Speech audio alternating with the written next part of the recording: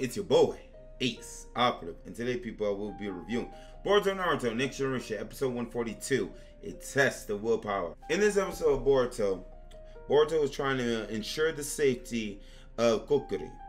Now, one of the ways in which he wanted to do that was to be able to have him assigned to this cell, because they had one extra bunk to where another person can stay with them. The lord of the prison, he tried to have him assigned to, like Boruto and them cell.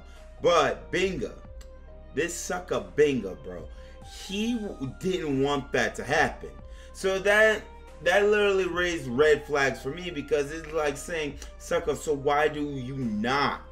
Why don't you want Kokiri in the same cell as Boruto and the others? And the main reason for that is because he was already working with one of the bandits. Like, Benga is Omega sus.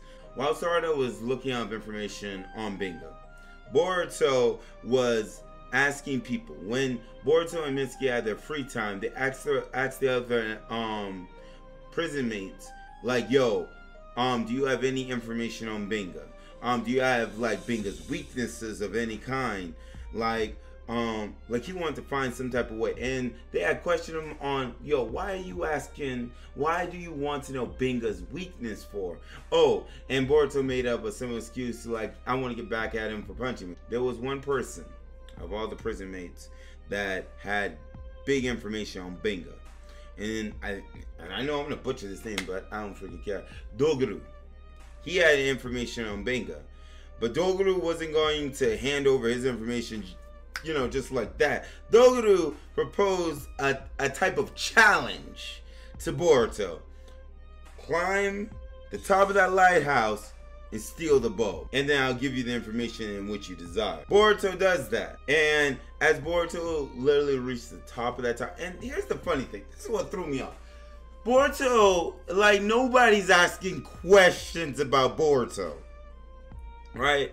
Like, a good number of these guys got sent to this freaking prison. Comprehend this. A good number of these guys get sent to this freaking prison, and all of them have all of these type of bills. Why didn't nobody question why Boruto was able to jump from house to house, over barbed wire, climbing that lighthouse, right? Why didn't, and then the lighthouse was lined with paper bombs and such, bro. Why didn't nobody question? And then the moment Boruto gets up to the top, screws the bulb, instantly caught. It's instant. And I'm just like here saying, okay, so Boruto, how are you going to be able to get to this? They had all these lights shining on the boy. I'm just like, but the thing about it is, even though they had all these lights shining on Boruto, they could not tell who that was. Maybe because Boruto has his back to them or whatever, but they couldn't tell. And Benga was already like here saying, yo, shoot him. Ask question later. Shoot and ask question later. So I was just like here saying, wow, bro. Wow. So Boruto has the bulb. While this is going on, it's raining and it's lightning, right? And Boruto had used, because he was under the celestial prison jutsu in which everyone else was under. So he was able to use his lightning style to connect with the bulb to cause a solar flare, so to speak. Much like how Krillin does in Dragon Ball Z. He was able to do that, and he was able to get away. And able to deliver the light bulb to Benga, and to be able to get information on him. And that information was what he had needed to provide to Sarada on Benga, to be able to expose him that the lord of the prison was able to do what he originally wanted to do, was to put Kokiri in the cell with Boruto and the others. Everything just connected so freaking easily for it, bro.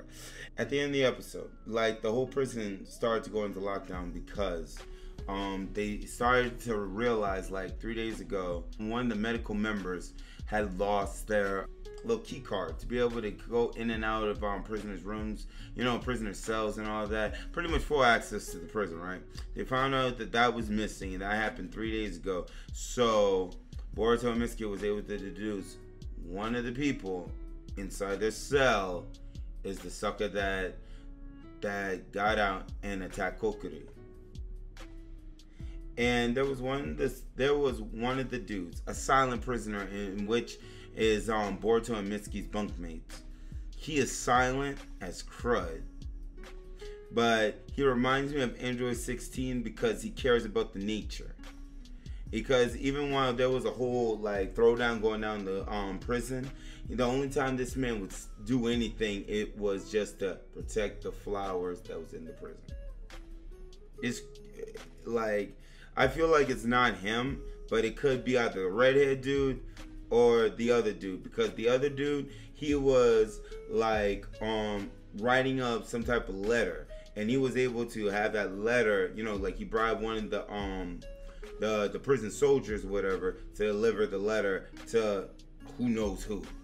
So, you know, like, who could that possibly be? Then you got the redhead who had information on a lot of people, as well as it was one of the reasons which Boruto was able to find Doguru, a person that knew information on Benga.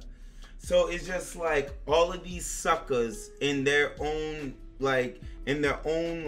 prison cell is connected somehow to something that we just don't know about, bro.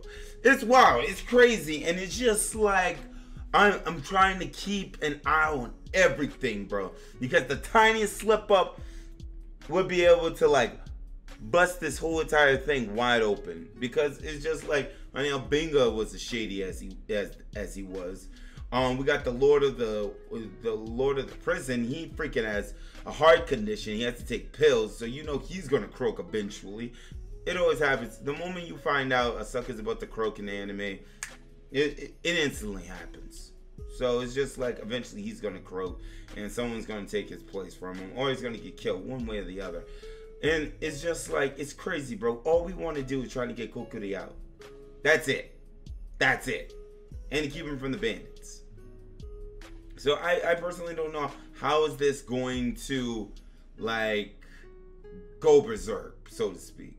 Because in the next episode, that's where the whole deduction is going to be like being, you know, breaking out who is the actual criminal that's targeting this guy. We're just 2 episodes in, so I don't know. I feel like I can't say nothing yet, you know, on you know, like whether this arc is pretty good. But it's just like seeing Boruto do all this extra type of stuff, and just to see Team 7 just so serious, bro, and the environment in which they are just they need to be on point. That's what's getting me throughout this entire throughout this entire arc. They are more serious than they've been since well, they've been serious in a lot of arcs, but it's just been off and on. But this time they got their A game on. So I'm enjoying this. I'm enjoying it as we continue to progress. And and that's why I'm just looking forward. I'm looking forward to next week's episode even more. Thank you all for watching. Please let me know what you guys think about this in the comment section below. Till next time, guys. Operatives, move out.